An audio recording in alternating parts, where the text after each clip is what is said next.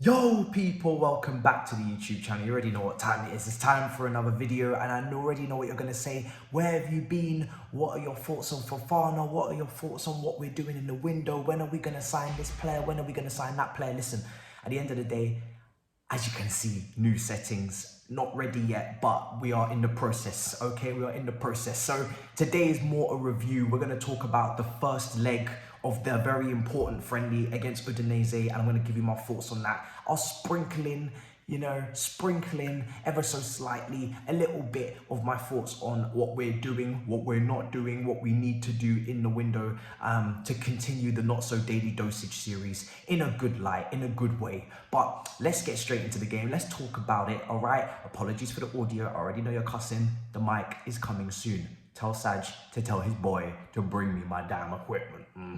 Now, let's get into it. What a good performance. Actually, really a lot better than what we're used to in pre-season. We know the US pre-season wonderful tour that I did a review on. This is part one. Like I said, we play them again tomorrow, 10 a.m. Different team. Part two will be out tomorrow. Good game. Good game. Very happy with Jorginho and Kante on the ball. Really good passing from them. Brilliant key passing as well. Some great chances created. Jorginho's range was wonderful. I want more of that this season from Jorginho. If you're going to be here, looks like you're staying, play those big, lofty, over-the-top passes in behind the defense. Try and take advantage of any gaps you see. Play the ball. And Kante, not known for it, but some wonderful passing as well. And a brilliant goal, because that's where we're going to start. His finish was incredible. I was contemplating maybe he's the striker we need. He wears number 7. He's small, low sense of gravity, agile, can weave in between defenders. Decent touch, actually a good touch. Great finish with a weaker foot. Harry Kane accuracy. I was thinking he presses from the front. I'm thinking, hold on a damn minute. Hold on a damn second. Is this our striker, N'Golo? Hey, listen, he wouldn't have to do as much up there in terms of, maybe that will be the way to, prolong his career. Hey, I'm just spitballing. You let me know in the comments. But it was a wonderful finish. It was a beautiful finish. I didn't expect it. Left foot, clean into the bottom corner. As much as I loved it, I want the forwards to show that type of finishing. But it's great that Kante brought it to the table. The second goal, a little bit fortuitous, but Sterling deserved it. He was brilliant today. Sterling was really, really good. Cutting through the middle, really good ball carrier, good dribbler, really good chance creation from him. He was causing havoc. He was involved in basically everything. And this is the type of player that Tuchel would love to have two of. He would love to have two dynamic, ball carriers that can go past players, that want to take players on in those two attacking midfield positions, or even maybe at wing back. That's why we've chased Rafinha. It's why we chased Dembele. If you had two players that were ready to isolate their defenders that they came up against in the structure and take them on 1v1 and go past them, then it would be a beautiful day. Sterling, head and shoulders the best attacker all pre-season, in my opinion, or for at least the large majority of it. And you can see that he's just a class above. He is very, very good, but we do need more. We're not resting on our laurels here. I want another attacker at a bare minimum. We know that there needs to be outgoings, but Sterling has been really, really good. Also today, Koulibaly. I have been on Big Six, listening to the chitter chatter, Christopher Samba, oh, he's washed, oh, he's finished, oh, he's too old. I'm not even going to argue. Some of you are watching, you're thinking, Matisse, put up a fight. My dog, I'm not doing it, bro. I don't need to. We don't need to. This is not a conversation we need to be involved in. Let's just sit back, relax, and watch Koulibaly do his thing. Let him prove the people wrong. It will happen. We did the same thing with Thiago Silva. Let it go. I don't need to even waste my time. The guy is a colossus. He's brilliant. Recovery, the pace, the tackles, the presence, the assurance. This brother is proper, okay? He is serious, and no doubts, absolutely no doubts. Both of the signings we've made have improved our 11. We know that Sterling, definitely finishing wise, he hit the post as well. It was a good shot, a little bit of a deflection. That's where we're going to be a little bit up and down maybe with Sterling. But with Koulibaly, he's just ticking all the boxes. Complete defender, Rolls Royce. And I'm just excited that, at least we brought him in. We still need another defender. We know this. Very good to see Harvey Vale play a part. Very good to see some players that don't need to be here, that have been linked with Everton. The Batshuayis, the Barkleys not involved. not in the squad. I don't know if I'm going to see them tomorrow, but I think we're safe. Hudson-Odoi, when he came on, really good. Again, direct, down that right-hand side at the wing-back position. People always wonder, where do the key passes come from? Toby's always come with the agenda. Where are the underlying creative metric statistics coming from? Bro, I'm not trying to overgas it, but did you see the direction? Okay, one direction, but actually the one that we care about, the one that is Hudson-Odoi, he is direct. He is going for chance creation. He is going for putting the ball in the box, putting it on his right foot, going past his man, or taking the ball round his man and putting the ball in the box. He had about 3 or 4 really, really good deliveries, and he gets the assist to Mason Mount. I'm not going to lie to you, his finishing is what really, really lets him down. I think on the left, maybe sometimes it's just a little bit overcomplicated from you're expecting a little winger that cuts inside to score goals. On the right, I've said it before, Reece James, he's got the chemistry there. If Reece James is going to be a bit more tucked in as an inverted wing back or stepping forward into midfield or whatever have you will, he's got that, you know, ability to score goals from inverted areas, from areas more central. He's a better shooter than Hudson-Odoi. It's not even close at the moment. And he can also dig it out like Aspie and Cross with his instep. Hudson-Odoi isolate players on that right hand side and literally make it very simple. You're spamming crosses, my brother. Yeah, get it out, whip it in. His crossing has always been really good. I remember the goal against Aston Villa where he crossed it in for Lukaku.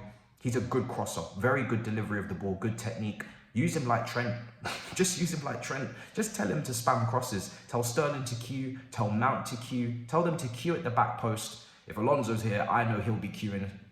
Just tell them to queue. Tell them to queue up and all hell will break loose, you would hope. It's a plan.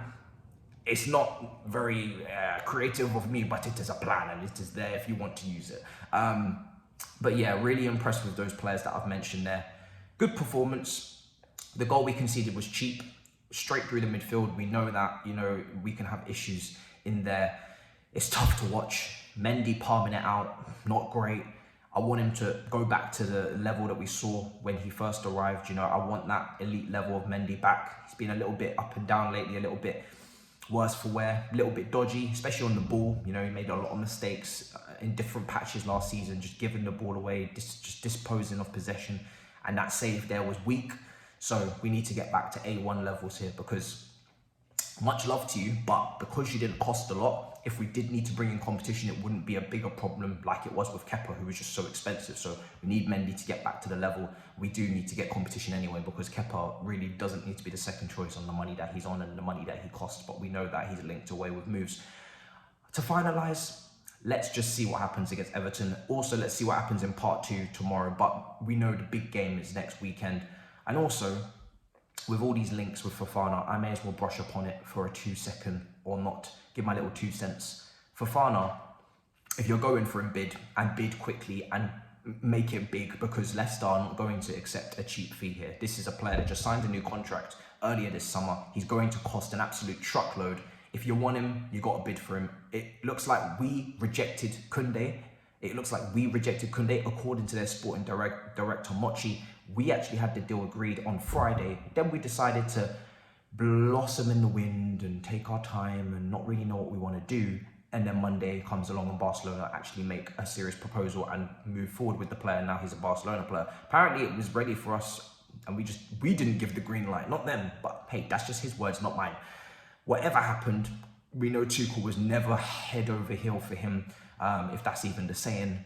We know he wasn't the preference for Tuchel. He was more of a Marina target, hence why it took this long to even go after him in the first place. Nothing will matter if you get a player with the potential and level of Fofana. There is a little bit of a risk with the injury that he had, the leg break. He's only played about 8-9 games last season. That does worry me. The fee is ridiculously high. However, I do like the player. I do rate the player. He was brilliant in the cup final against us when we lost to Leicester. Brilliant at Stamford Bridge, I believe, as well, when we played them this season. He's a very, very, very, very, very good player. But it is a lot of money. It's an uncomfortable amount of money, because it's just the amount of money that when we usually spend it, they flop. And do you really have to spend that much money on a centre-back? You would think not, but we don't have a scouting system in full function operating. We don't have a DOF, so I understand the obvious targets. I understand the money that we have to put up, and we are getting late on in the window. We do need another centre-back. We also need another forward. I did put out there into the atmosphere Memphis Depay, because I'm not going to lie to you. We don't have many options, and I still do believe we need another forward. Now, ideally, I wanted your Sané's, I wanted your Gnabry's, I wanted your Rafinha's, I wanted your Dembele's. I have high standards. And don't get me wrong, Dembele is not an exciting signing. It's not who we came into the window thinking, oh my God, that's going to be incredible. However, I do think the player is a very good player. On his day, he's definitely somebody that helps and improves our team. He's better than Werner. He's definitely more suited to what we're trying to do than maybe a Ziyech, because in those inside areas, he's probably stronger than Ziyech, who wants to be on the touchline. He can play up front if Kai, who has been a bit frustrating, lackluster, not really decisive, his finishing is still missing chances today. They were saying on commentary we could have had way more goals, which we could have. He could also play up front, Borja, but again, he's like Gabriel Jesus in a way where he doesn't have to play up front. He can play in the wide areas if he has to, and that gives you the sneaky depth. Again, a starter on form. He's in a World Cup year. He should be looking for game time, not to be Barcelona's 6th choice attacker. The World Cup's coming up, like I said. He's a technical player. He's got all of the attributes in terms of what you would look for a possession-based team. The only issue that you look at him is he going to press? Is he going to be as aggressive in the press as you need him to be for a Tuchel team? 100%, that is a reservation. People will flag up attitude. Is he going to be committed? But I